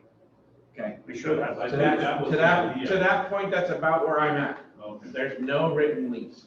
Now, they've come to us with a request recently they want to find more space available for campers to be close to trails. They find that all the campsites in Ishpeming, and they work their way back to Marquette before they run out and there's no place for people to stay. So they believe that the city of Ishpeming should be looking at a camping plan, building more campsites or building some businesses or working with developers to build something that supports additional places to stay near the trail system. So in that effort, they wanted to offer up creating 3 primitive campsites by that building, where the 3 campsites are brushed back by them, mowed by them, and then they created a common area with a little fire pit and 3 picnic tables. And the only place you can have a campfire is at the fire pit. No individual tent can have its own individual fire. And they want to run this test starting the 15th of September through, I think, somewhere in November. And they wanted to then be able to show us data that says, hey, you probably need some more camping or some sort of resident, places for people to stay that want to take advantage of the trail system. The whole concept, beautiful, right? They want to take charge. They want to find ways in order to help us secure data, and they're going to do it themselves and manage it themselves. Problem is liability to the city. So I spoke with our attorney. Our attorney said, well, at least couldn't find a lease. Attorney said, well, what does our insurance company say? So I called the insurance company and say, the insurance company says, well, first you need a lease. That lease needs to allow them to sublease if they're going to actually rent spaces for the night. And then they need an insurance plan that has sufficient liability and names the city as an insured an insured party on the insurance plan. And then, oh yeah, by the way, don't you need some sort of state permit to operate a campground? So right now, their plan is beautiful and that it is a great concept and supports the city's effort to grow, but it's missing the key that protects the city, which is a lease, an indemnification clause, and the permit to operate a campground. So they presented that to me. I'm bringing what I've learned to you, but I believe that No electricity. correct, just primitive camping, pitch a tent, No restroom. no restroom, anything, but the Howard Oil Building might have a restroom in it that they could possibly open. But if you're not in Ramba and you have no access to that building, then I don't know how they're managing that. No, they have a porta potty that they pay to maintain there year round, as the trailhead facility, so there is a porta potty there. Your Honor, I would, for discussion purposes, I would like to make a motion that as long as Ramba can become compliant as per the attorney's requirements, that we allow them to move forward with their 3 spots. And the lease agreement, we currently, I believe, have a lease agreement with the Flying Club that was across Mountain Road. Is that still active or not? No. As far as I know, it's not active, but I bet you there's still a lease in place for that because they had to have liability as well. So it might be a northern model grades or something. It was before everybody, probably Stu and I are going, Mike. But anyway, look back at that because we should eliminate it. It's probably expired. So, yeah, one way or the other. I'll support this. I'll add just, I guess, for discussion as well, that, and this wasn't, I've talked with Randall a little bit, Craig and I have talked about it a little bit. And I hadn't thought of or heard of a permit to operate a campground. However, there is a website that operates a lot like Airbnb and VRBO tip camps. And I'm not sure how that works, but you can basically, if you have a bathroom facility, there's a couple of requirements, and then you can offer up your space on tip camp. And I do believe we have another campground operating under the same website or requirements as that. So I don't know how that falls into, like, if you're on hip camp but you don't have a permit to operate a camp. I mean, if it's campsites, is it a campground? There may be some language that changes requirements. I'm not sure, but I do know that there are lots of hip camp campsites. In fact, relatives of mine downstate have a hip camp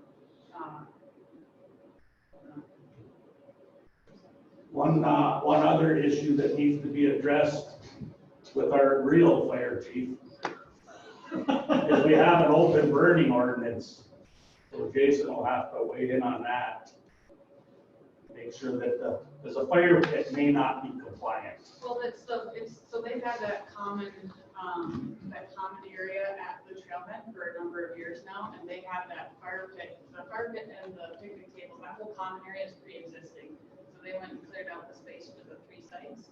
And then it's very convenient to say, well, this is your common area with picnic tables and fire pit. And that fire pit has been used in the past, and I know that at some point we may have been under some sort of burn warning or advisory, and I know that they had talked with the fire department about the ability to have fires, so I don't know if you know, or if you can check or whatnot, but I know that that pit has been Or you can visited. get a burn and- permit from the DNR, Yeah, and you have to use it, or does that come under their jurisdiction? I mean, if it's still Not- within the. You have to be compliant with the city, the DNR will be okay If with you're, it. yeah, if you're, I mean, it's within the city and we allow small fires, I don't see that it, without really doing that, I don't think it's in violation of that. And it has been used in the past. So just one challenge that may or may not appear from that is, do I now have to monitor the fire conditions of the forest and go out there and have somebody daily post the fire No. conditions? The To be DNR. Well, DNR isn't gonna operate that campsite on city property. Yes. Does the Yeah. city become liable to have some sort of posting somewhere of what the fire danger is for the day, so if you camp there?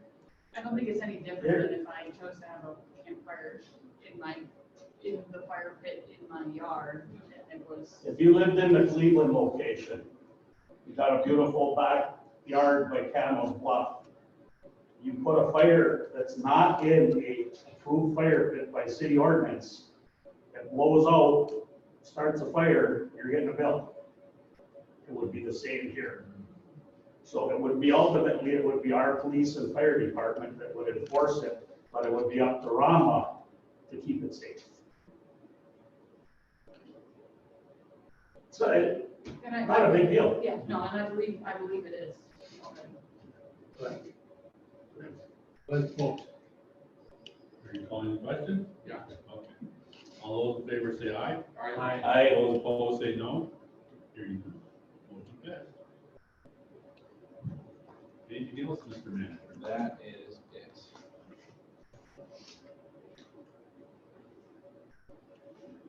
Move on to 17, public comment. Limit 3 minutes. Anyone have anything for public comment? Right now, it's, we only have Matt Cody, Brian Fabry, and the remainder is staff online. is that a no? So I believe that is a no, sir. Their comment, okay. Very well. I'm not hearing anything. Okay. We're closing public comment. I did find the numbers for Stu quick for the pavilion. Okay, So, You're all right, Brian. yeah, Based on the budget, it was $549,000. We awarded the project for $545,036.31. And then with all 4 change orders, the project came to $550,087.98. So based on those numbers, we were 1,087.98 over budget. And then we had the $25,000 donation from the Heritage Trail, $1,000 from the city, and another $1,000 from the Rotary Club. So that put our budget at $25,912.02. And then we put on the garage doors for $25,696. So that left us with $216.02. And that was before the signage. So I don't know if the signage costs anything or not, because Stu kind of spearheaded that and got that done. So there still should have been $216.02 left before the signage. same as before. The $200 is the savings before the signage. So we still had $216 left in the green before any signage was done or anything. You email that to me, Brian, right? Can you email that? Yeah, I can still email it. Yep. I found it quick. I figured I'd bring it up quick.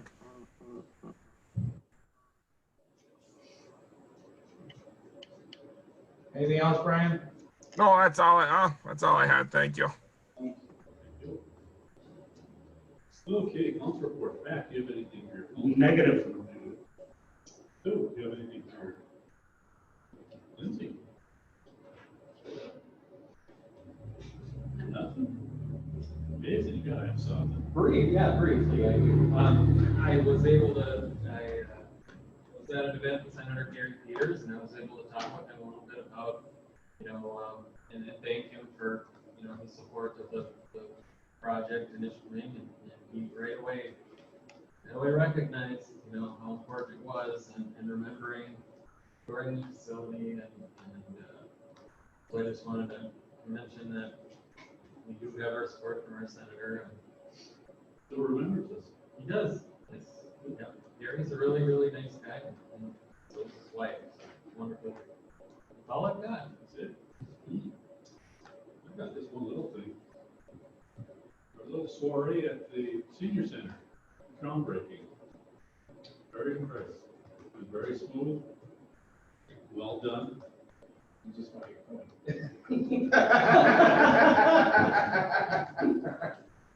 You get me to get up and speak in front of people like that, you're lucky.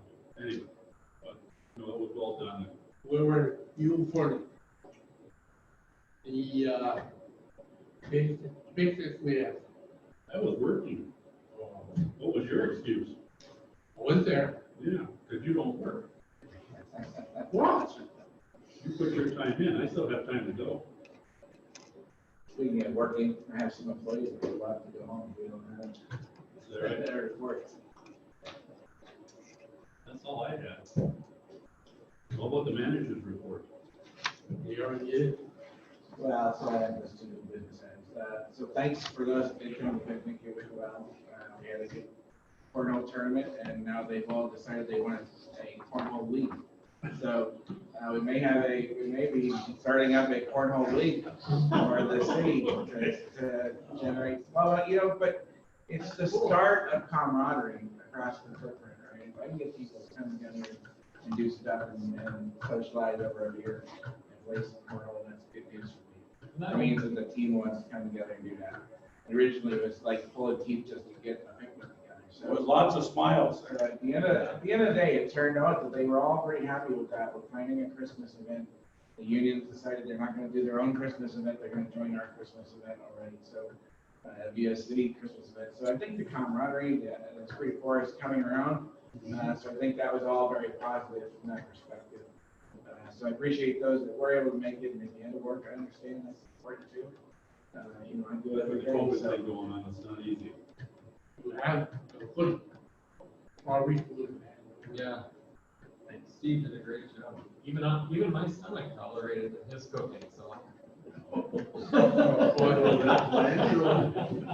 That's just saved every night. Other than that, we'll be ready for budgeting discussions coming. We're still working through it and getting things kind of organized. I think it's coming together. There's also going to be a little bit of awareness on how the budget cycle is supposed to work. We've not necessarily been doing that. So Are we going to have any budget workshop with council or? Yeah, so we'll have that as we get close to we're working through those in the committee of two to kind of prepare them and answer questions. If they've got questions there, you're going to have same or similar questions. And if we can resolve some of them before we have the budget workshops, we can really kind of sort and shorten that up. And I think my plan is to have it and present it in a way that it really will shorten up the discussion. Very structured. Focus in on what you need to know and how you need to know it. But anyway, those are coming up. We've got the request from Poem to start their negotiations. So they've requested some information from us and want to start establishing a date for that. So I'll be working with Mr. Scanlon as the negotiator to set those dates, and we'll have myself and Steve and handful of folks for that one. The conversations with JT on the ASMEs, was to think about October, the October timeline, so we'll have some work there. But I've been trying to give the PW guys some ideas of things they need to start thinking about the organizational structure. A lot of discussions lately about that. I have Jerry and Timmy and Jeff into the office to discuss day-to-day stuff as the director of public works each morning before they get started. So there's been some good conversations and sharing of information and ideas there. And then just so you're aware, Jeff took the mechanic position that was vacated by Magnuson. Magnuson took the greaser position that was vacated by Hendrickson. And so now the chief mechanic position is open and posted. So there's just a little bit of movement. And so we're talking to Jeff, he just, self-awareness says he's not a leader, he doesn't want to be a leader. He said for 60 cents or more an hour, he doesn't want to be in charge, he wants to be just a mechanic and a mechanic work. And so I appreciated that. You know, not everybody can step back and say, you know what, I found out I'm not a leader and I don't want to be in this role. He stepped up and absolutely taking that and said, you know, that's just not who I am, it's not working out for me that way. And self-awareness is great, you know, power to the organization because he's now stepping into a place where he can allow somebody else that wants to be a leader or show leadership on that opportunity to do so. So see where that position opens up and post out. How many other positions get affected over time from this? A little bit of shifting going on, but it's going well. The picnic went well, and I think the team's kind of gone in a little bit. So. We need a happy. Finally, the attorney's report. And there still isn't one. Oh, there's a couple of things. You did have a citizen approach you on the way in. The same citizen who apparently approached you on home. Yes. He brought up the point about the canceled event at Fall. I mentioned that there's something scheduled for the 19th coming up, some fair or something like that. Yeah, an arts and crafts fair. Yeah, I'm kind of wondering why that is not canceled What is the same way. what is in terms of the events? How would it be different if the public would do it? The, Playing devil's advocate here, but Well, so the way event that, as a whole was up to 250 people per show. This is, Chamber could have coronation chicken, steak on only, and a couple he said about 16 vendors spaced out 30 feet or more apart. And then he's making each vendor responsible for the social distancing within their vendor space, so to speak, that they've been given. So they're supposed to be wearing masks if they're within the 6 feet of one another outdoors. And the vendor is signing something with the chamber to say they will manage that social distancing. If they get too many people, they can ask him to go and come back. And Who's policing it? Chamber of Commerce. So they're in charge. Yeah, there's a Chamber of Commerce event. There's any tracing They rent the issues? space. Yeah, they rent the space by permit from the city. So And we brought that packet came to you for approval. oh yeah. And but I mean, the difference is it's small in scale, generally in nature, you know, and I don't believe that it's gonna have to draw that, like, Stu was saying, one was actually projected for 500 per show in a confined area, but, What's the limit on the art fair? so it should be 250, according to the governor, 250 in a single location. This is gonna be a fluid event, so you know, you're not gonna. At any one like time, right? It's over a couple hours. And again, I said, the other, brought up to me, no, so I'm not it pushing it either way. was brought up to me too, and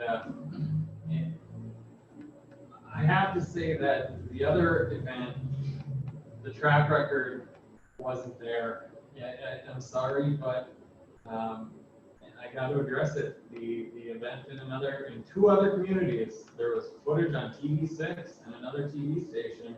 You guys gotta stop using that one, because Sonder was the one who signed the paperwork. Well, I He understand. didn't run those. I Yeah, understand. but It's- at face value, you can't tell that. But you also can't tell who's related to who.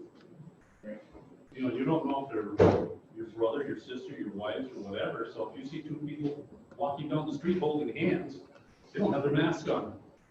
So answer me this, So if the phone calls and the emails start next week, are we gonna have to cancel this one, or are we running it? Yeah. Well, you already. So complaints mean nothing this time, Well, Yeah. because that's all that made us cancel the last time. So I made the motion to cancel the last one, and it was seconded, but the reason for me, the reason that I did that was they told us, this is what we're going to do. We promised this is what we're going to do. Who And told then, us? Songer did. Okay. And then, and he said there, I mean, he said, and he didn't say, I'm not running these other events, so you can't hold me to the same standards that you would see in these. He said, we're running 5 events across the UP, and he named off where they were. I didn't know who's signing the paperwork on those other events. And then if you look on social media, and there are pictures and videos of them not doing what they said they were going to do. That, for me, combined with the complaining, is, you know, people say, well, they're not gonna do it, and then you look online or on TV, and yeah, well, they're not doing it.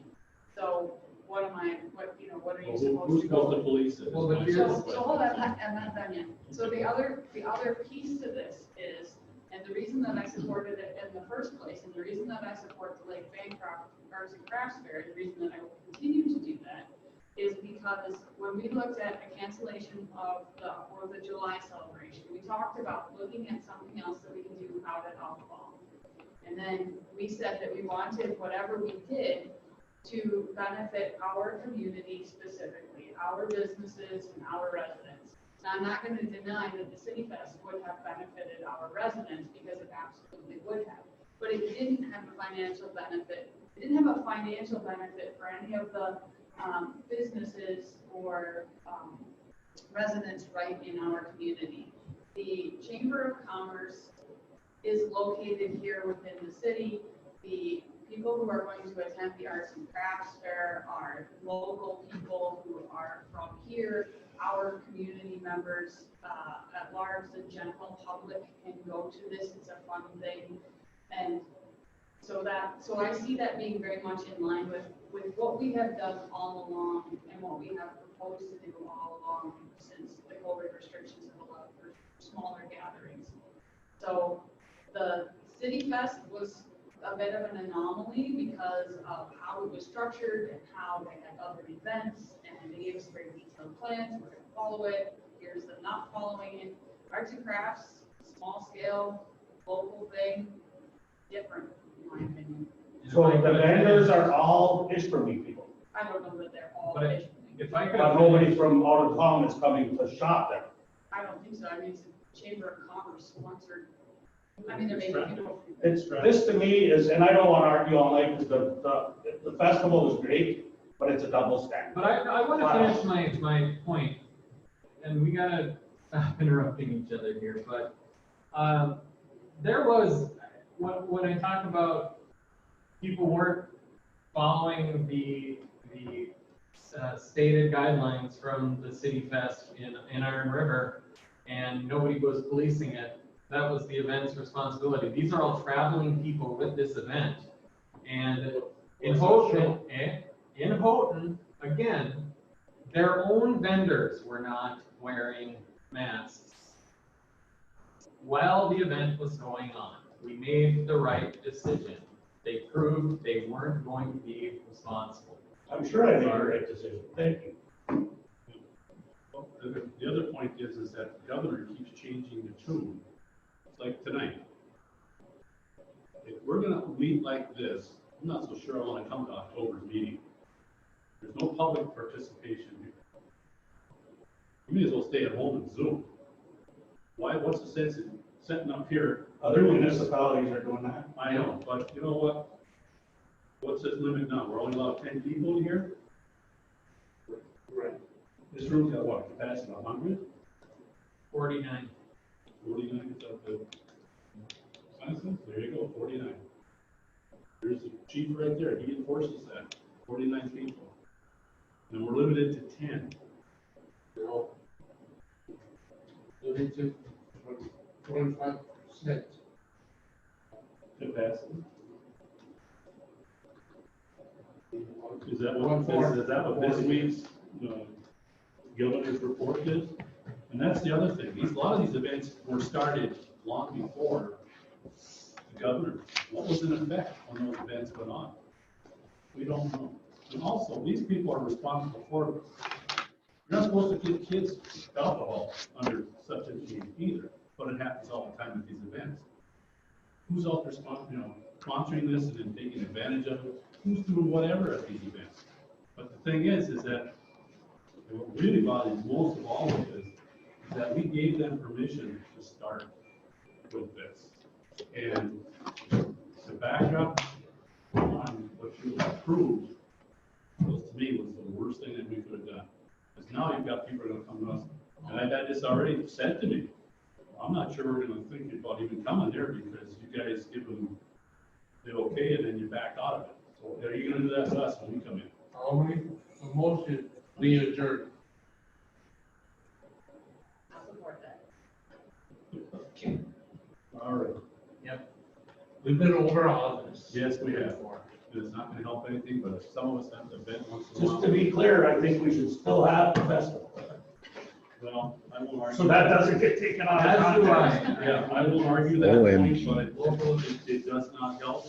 And we have just discriminated against a group of people by doing that. I don't believe. Call the question. Hey, no, we can't because you're adjourned. As I said, call the question, you didn't vote on it. You don't have to vote Oh, on it. all right. Make a walk. Lockout. Should vote. No, you don't have to. Well, you should. All right, sure. How about I come to these? We'll get back at our, work sessions next week. Next I promise. All right. Are you sure this time? Because I'm gonna go to it.